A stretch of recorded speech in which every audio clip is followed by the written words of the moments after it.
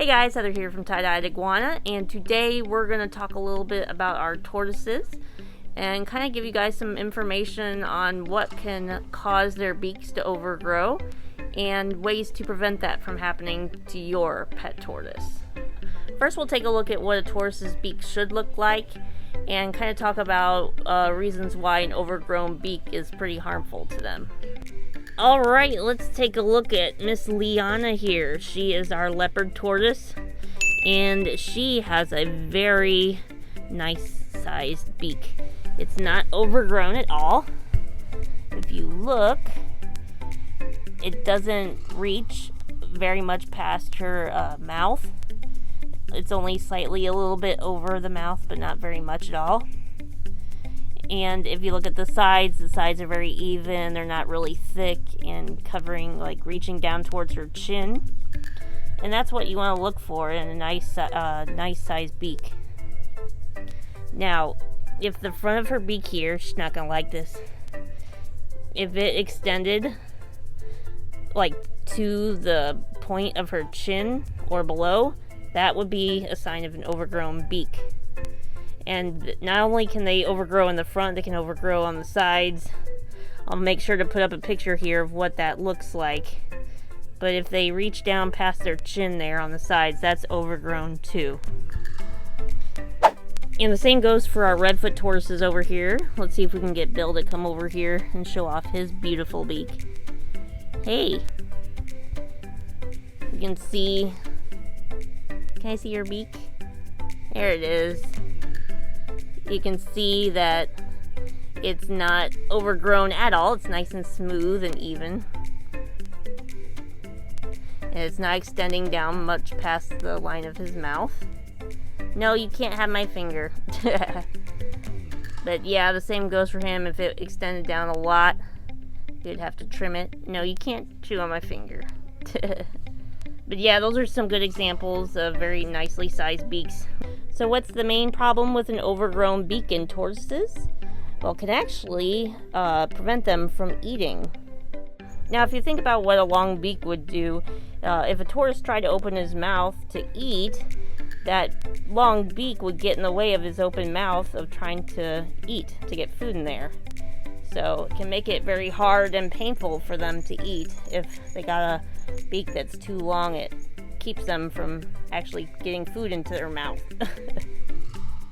In some cases, like what you see with Liana here, you see how she's able to pull herself in. Well, if the beak's too long, it can kind of hinder them from going in all the way into their shell.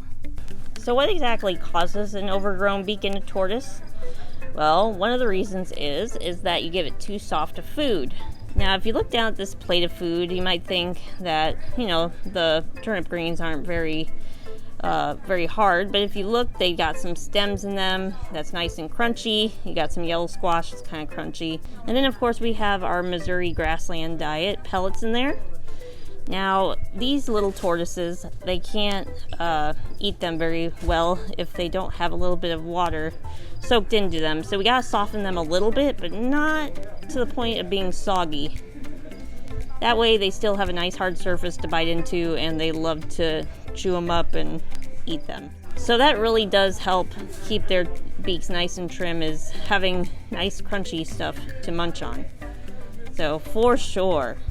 And then, of course, if you don't provide your tortoise with anything to scratch their beak on, like rocks in their tank or anything like that, even this nice haba hut here, that provides them a place to kind of scrape their beak on. So, yeah, not having anything like that in their tank will definitely cause them to get an overgrown beak. So another thing that can cause an overgrown beak is an underlying internal issue. For example, metabolic bone disease, which is caused by a lack of calcium and UVB to break it down. That's why having a UVB light, like this mercury vapor bulb, which is both your heat and UVB in one, is so important for these guys. Keeps them nice and healthy. They are both sacked out under it right now, so they're keeping everything good and healthy in their bodies. Now, how exactly can you prevent them from getting an overgrown beak? Well, if you look around our enclosure here, you can see we have these rocks kind of sitting around. Now, not only do these rocks provide a little bit of fun for the tortoises, a little bit of exercise, they can climb over them and have lots of fun, and it breaks up the flat landscape. They can also scrape their beaks on these rocks if they feel like it. And that can help keep them nice and short and trim, to have a nice hard surface to just kind of scrape up against. Now, another way to help keep their beak nice and trim is to feed them their food on a hard surface. Instead of putting the food on the soft soil, where they don't have any rough surfaces to kind of scrape their beak against when they eat, we put it on the food dish where it's got a nice hard surface layer. And while they eat, as they eat down into the food, their beak can scratch against the surface and wear itself down. Instead of using food dishes, some people put their food down on like a hard surface like a rock or something. Like if you see this rock over here, if we had that over away from the heat or whatever, we could put their food on that and that would work too. But a food dish kind of helps keep the tank a little cleaner. And then the last thing you can do for these guys is provide them with things like a cuttle bone, which is a great source of calcium, and it's got a nice rough surface that can help, as it says on the package, it can help keep their beaks nice and trim and keep them from getting overgrown. And then we've got this tortoise block here that actually is a great source of calcium, and it even has, I think it has chopped up spineless cactus in here, so it's got little surprises for them to unearth as they chew it down. But it's also great for their beaks, and it's pretty thick too, so it should last a long time. So both of those, the cuttle bone and the tortoise block, are both good products to get if you're looking for something to keep their beaks nice and trim. So yeah, that's about it for tortoise beaks. If your tortoise's beak ever gets overgrown, so you can find someone who is experienced in trimming tortoise beaks.